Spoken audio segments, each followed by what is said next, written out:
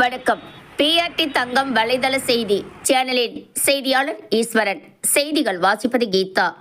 Arcot AV Saravanan சமூக சேவை மையம் சார்பில் மக்களுக்கு தொடர்ந்து பல்வேறு உதவிகளை செய்து வருகிறார்.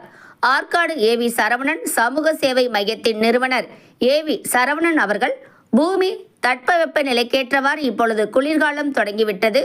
ஏழை எளிய மக்களுக்கு நேரடியாக சென்று போர்வைகள் வழங்குவது, உணவு வழங்குவது, அதைத் தொடர்ந்து வறுமையில் வாடுகின்ற குடும்பங்களை நேரில் சென்று அவர்களை என்ன தேவை என்பதையெல்லாம் கேட்டறிந்து அதற்கேற்ற பொருட்களை இலவசமாக வழங்குவது, ஆடைகள் இலவசமாக வழங்குவது போன்ற சமூக பணிகளை தொடர்ந்து சுமார் 15க்கும் மேற்பட்ட ஆண்டுகாலமாக தன்னுடைய சொந்த உழைப்பில் வருகின்ற வருமானத்தை வைத்து நலிந்த மக்களை நேரில் சந்தித்து தொடர்ந்து உதவிகள் செய்து வருகிறார்.